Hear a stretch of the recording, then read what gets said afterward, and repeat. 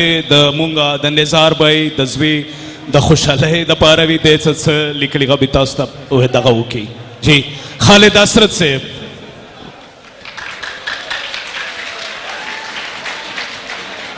ډیرو نرانو ملګرو د هر څه د اول تاسو ټولو ته د زړه له تله هرکلی وایم او بخښنه درنه غواړم چې ګرمي ډیره ده، خو بیا هم د دومره ګرمۍ باوجود تاسو ډیر ښکلي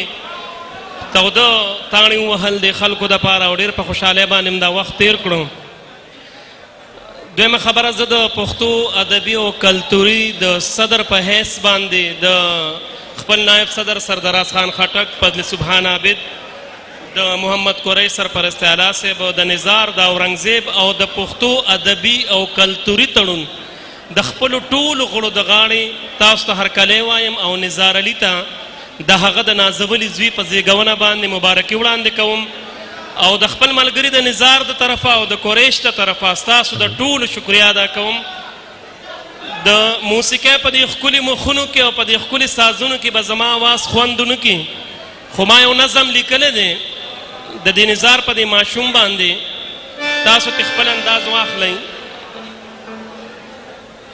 لکه په جل وهل دشته چې باران وشي، لکه مودو پس چې سپرلی شي ګلستان وشي، لکه مودو پس چې سپرلی شي او ګلان وشي، لکه ناڅاپه خاموشۍ کې چې نغمه پورته شي، د غره لمنه کې ټپه د یه قربان وشي، یا چې راواولوزي ګرمۍ کې چرته یخه هوا، یا تور شپه کې چرته لرې چراغان وشي، ننګیاله ستا د راتلو زیری په دا شان راغې، لکه مودو پس مرور چې مې جانان راغې، لکه څوک خپل مخ د ښایست په آینه وویني، یا څوک صحرا کې د خوږو اوبو چینه وویني، لکه څوک ستړی مسافر د ژوند په ستړې لاره، لکه یخ سوری سره ګلونه رنګینه وویني، لکه سوچونو کې د خپل ځان نه رک شوی عاشق د خپل جانان د تصور ګل په سینه وویني، ننګیاله تا داسې د خپل ځان نه رک کړی یمه،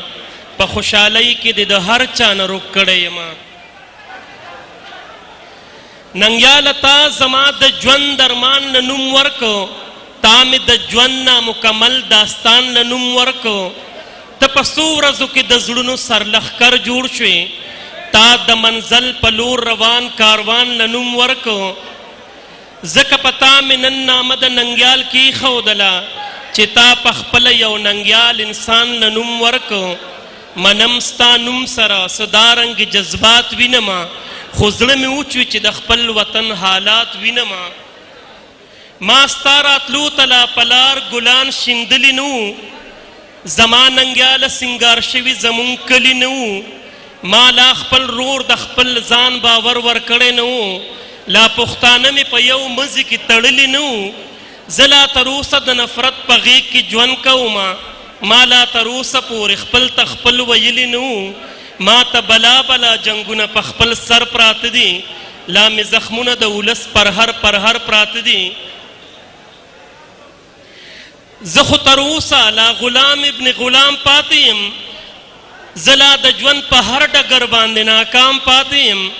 زه لا تروسه د ړندو په شانتې ژوند کومه، زه لا تروسه د دنیا په مخ بدنام پاتې یم، زه لا تروسه پورې خپل مزل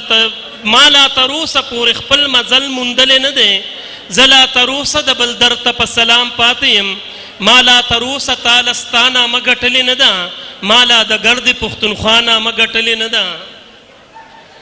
د وخت قاتل مې لا تروسه کور په کور وجني، ما په خپل رور وجني، په ما باندې خپل رور وجني،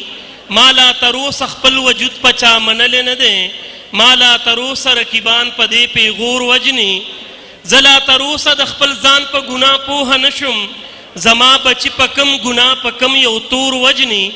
زه لا تروسه د مرۍ غونته کې ژوند کومه، په خپله خاوره د پردي غونته کې ژوند کومه، دا مې دعا د پاک الله درته همت ننګیاله، دا مې دعا د پاک الله درکړه همت ننګاله، چې سرلښکر شي د تسنس انسانیت ننګیاله، چې په سرلې مې شي د ژوند په جل وهلي چمن، چې می سندره شي د مینې محبت ننګیاله چې ته په خپله خاوره خپل نوم خپل اختیار ووینې چې دا ارمان په خپلو سترګو د خپل پلار ووینې زما ننګیاله پر اختیا د کلک ایمان چغه شي زما بچیا د عظیم پښتونستان چغه شي